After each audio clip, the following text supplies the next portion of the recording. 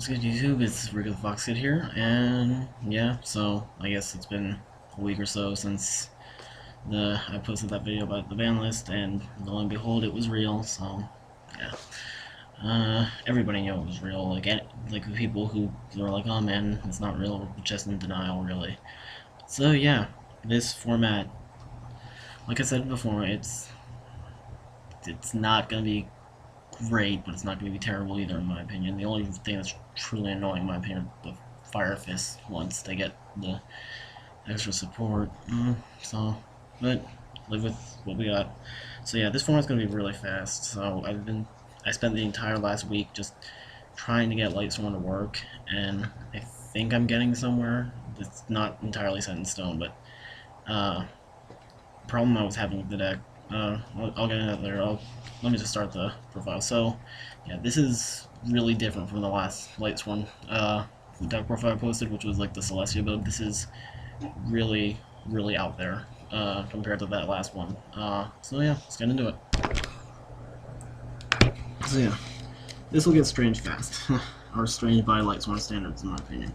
So first off, triple Judgment Dragon, obvious, and then two each of Light Ray Daedalus, Light Ray Diablos, and Light Ray Gearfried. Yeah, I'll get into that in a minute. For the Lightsworns, we got 3 Luna, because she's back at 3, which is wonderful. 2 Lila, 2 Jane, 1 Arcus, 1 Aaron, 1 Garroth. So, 6 names, 10 Lightsworns. And then we got 3 Triple Veiler, Double Thunder King, Honest, 2 Card Trooper, and Doors. And that's the monster lineup. I'll go into the monster lineup before I go into the rest of the deck. So, yeah, like I said, this is very out there compared to my last Lightsworn build, which was like the standard Lightsworn. So this one you might want, well, where's Wolf? Where's Necrogardna? And just stuff like that. So, with it, the problem I was having with the deck was it wasn't consistent. Like, if I drew right and I milled right, then the deck was absolutely amazing. If I drew wrong and milled wrong, then the deck killed itself. Inconsistency was a massive problem, and has been with Lightsworn at any moment when Charge of the Light Brigade just wasn't a factor, which was before Charge was released and after Charge was limited. The deck was inconsistent. So, I thought about it, and it's like, how could I improve the consistency? So, the way I looked at it is just, most decks, in terms of inconsistency, only have to worry about bad hands. Well, Lightsworn has to worry about bad hands and bad mills, so if you open with a bad hand and you mill bad, you could open good or open bad, and you can mill good or mill bad. If I did the math right, that kind of maybe quadruples the inconsistency of the deck, so Lightsworn is terribly inconsistent, which is why it has a stereotype of being luck-based. It's just, it relies so much more on luck and like opening hands and mills than any other deck. So I was like, well, I don't want to run anything that I don't want to draw. So like if I take out the cards I don't want to draw, that gets rid of one of the factors that's bad, which would be opening bad hands, the cards you don't want to draw. So I took out Necrogardna and Wolf, and I was also trying Plague. It's decent. Nothing amazing, but I think he does warrant possible use. So, yeah. So I took those out, and then I decided I had to fill the void with something.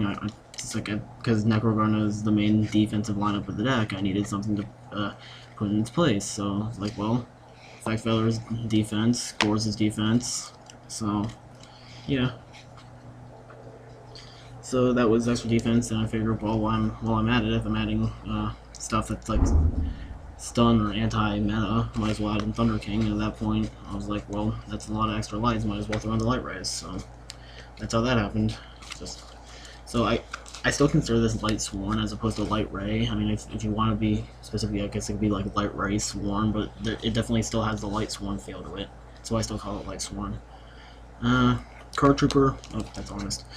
Card Trooper is just there for the milling and stuff, because I definitely want, speed is definitely a factor this format, and Card Trooper does give speed, like not as much as Charge the Light Brigade, but Card Trooper does mill 3 and nets you 1, and you really want to speed through this deck. to get what you need. So I think Card Trooper is warranted as a main card again. And then, as for the actual Lightsworn lineup, honestly, I'm not the biggest fan of running only 6 names, but so far it hasn't been doing terribly. Honestly, if I feel that 6 isn't enough, I'll just throw in like Ryko or something. Yeah, that's one thing. You also might wonder, why didn't I put Ryko in here? I feel like Ryko's just going to be popped too often. He's just too slow, because you have to send him, and there's no way to mask what deck you're running if you start like to massively draw and all that stuff. It's like, you activate Solar Recharge, they're going to automatically say, oh, you're running Chaos Dragon or Lightsworn, and if you send a monster, they're automatically going to click in their heads like, that's Ryko, I gotta get rid of it. And unfortunately, that's pretty easy with Atlanteans and Fire Fists, because they just, Fire Fists just pop it with Bear, and then Atlanteans just pop it with Heavy Infantry or like Marksman, whichever one pops face downs and stuff like that. So, yeah, I don't like Ryko this format. I mean, of the ones I have in here, the second Jane is filler. Like, I wanted to put in a 10th Lightsworn, and I had the space, so I just put in Jane. If I find that I really need a 7th name, I'll just drop this Jane and put in a Ryko or something like that.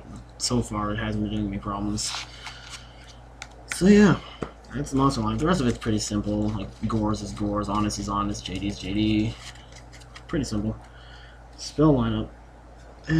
This one hasn't changed much, really. 1 charge, 3 recharge, that's obvious.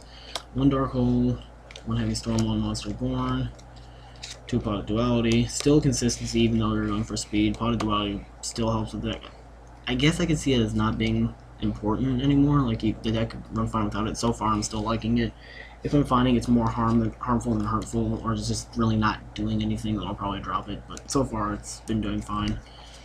Pot of Avarice. I chose that over Monster Reincarnation this time because just with the amount of boss monsters that are in this now, along with like non-lights ones that can recycle back into the deck, Pot of Avarice is a lot better because like in the last one, most of my monster bulk came from the lights ones, and then I had like Necrogurnas, which I didn't want to put back in the deck. But this time around, I got like Honest, the Light Rays, Card Trooper, Effect Veiler, Thunder King, and just all of that.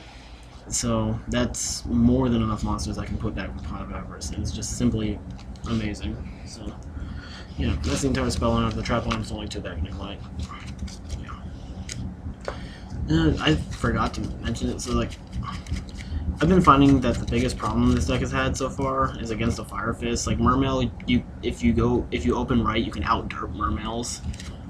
Fire Fist does like consistent advantage, so it's like kind of like what Insector did. So it's kind of hard. You can't really outpace them because they control the game at their own pace. So Veiler and Thunder King both do something against them. Veiler stops their bear plays, and Thunder King stops their searching. So Thunder King isn't like the be-all end-all against them, but he does help. So that's why I like him, and then Effect Veiler is Effect Veiler. So that's why I made triple Veiler and made Thunder King. So yeah, that's the entire main deck. Extra deck's pretty straightforward, really. Extra deck isn't used too much. I mean, there are some crazy rank 3 plays with the triple Lumina, because if you have the hand size to do it, you can do, and you have like all 3 Lumina in your hand and graveyard, you can go Lumina into Lumina into Lumina, overlay to make a rank 3 like Leviathan Dragon, detach, and then use the 3rd Lumina to bring back the 2nd Lumina, and then make another rank 3. So there are some dirty plays with it, but so yeah, there's Heliopolis in case I have like JD on the board and I'm about to deck myself out, and I have another level 8 and I really need to get rid of the JD. It's just there as a safeguard. Abyss Dweller, Gaga Cowboy, Gemini Pearl, Maestroke, Shockmaster, Utopia, Thunder Spark Dragon. Underrated. I like the Thunder Spark Dragon. He doesn't get enough love. Photon Papal Operative, Leviair actually not as useful anymore without Necrogurna, but I think it still has some uses, so it's still worth putting in the extra deck. But yeah, without Necrogurna, Leviair is not as great. Leviair is awesome with Plague Spreader though, not gonna lie about that. Leviathan Dragon, Giga Brilliant, Acid Golem, Tempo, and Zenmax. It's pretty straightforward, standard extra deck, all that stuff. So yeah, I don't really have a side deck completely set in stone yet. But the ideas I'm messing with or obviously max C because it hits Mermail. It's definitely not worth maining anymore though. Definitely triple MST is definitely gonna be in it. Probably gonna do double Dust Tornado because it hits Fire Fists, and that's, like I said, that's one of our lesser matchups. Also, if I run into like that random Dark World deck, Dust Tornado helps also against them as well. And probably gonna do 2 or 3 Mind Crush because so many decks are gonna search this format. Like the gadgets when Tin Goldfish comes out, Mermail searches, Fire Fist searches, Prophecy's gonna search. Just there's so much searching this format, and Mind Crush is just great. But I don't want to main it in case I run into that one deck that just doesn't search, like Chaos Dragon, Chaos Agent. Well, Agent searches, but they don't rely on it really. It's like, so yeah. I was considering Prohibition, but I feel like there's better choices. Because Prohibition is that broad card that hits a lot, but then it's also not really. It doesn't like smack down on a lot of decks. Probably still gonna do Royal Decree, just because in case I fight like that stun deck that runs like all massive back row, like I guess like Hero, Gravekeeper, Gladiator, Beast, and while the triple MST and Dust Tornado would be nice against them, it would be great to have a Royal Decree also.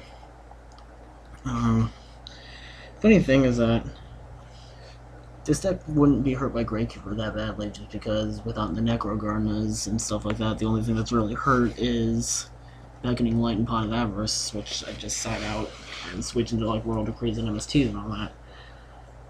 And then the last card I'm considering signing, which I don't actually have right now and need to get, is Soul Drain, because that hits Mermail pretty bad.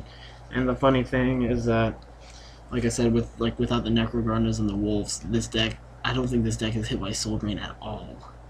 Just because I don't have anything that activates in the graveyard anymore, so yeah. Or Banished, because I don't banish a lot. Yeah, that's what I'm thinking of. It's not set in stone, but yeah. So, yep, that's the build. Haven't been able to test it a lot. I have been testing it on YGO Pro, like Yu-Gi-Oh! Pro, and it's been doing a lot better than my other builds that ran Necro Gardener and Plague, so I'm liking it so far. The first time I actually tested it, I managed to derp the field with 2 Light Ray Diablos, a Thunder King, and 2 rank 3 and something else, and the guy typed in "Go to Hell" and rage quit. So I was like, yeah, I can see where this is going. So yeah, it's been able to hold its own, and I don't know if it would be like competitive level. I think it has a chance of being so. But if it turns out to still not be very consistent, I might just switch to something else. I've been considering either Chaos Dragon or Chaos Agent because I can make both of those. Just, I don't know which one I'd prefer. Probably see deck profiles of those both. Also, it'd be interesting to see where I go with it, because without this, the hit on Sangan was actually pretty significant. With Chaos Agent, it makes it harder to get Earth, and then Chaos Dragon makes it harder to get Card Trooper. So it's like you can't just like open with Torgai and like, oh, now I can make my plays, because there's no Sangan to search the cards that let you make your plays. So Torgai's just there as the like extra dark and Xyz engine. She's not the massive searcher that she was when Sangan was legal. But yeah, so that's what I'm considering, and that's what I have set for the future. Yeah, that's pretty much it. Thanks for watching YouTube, and see you next time. Thanks.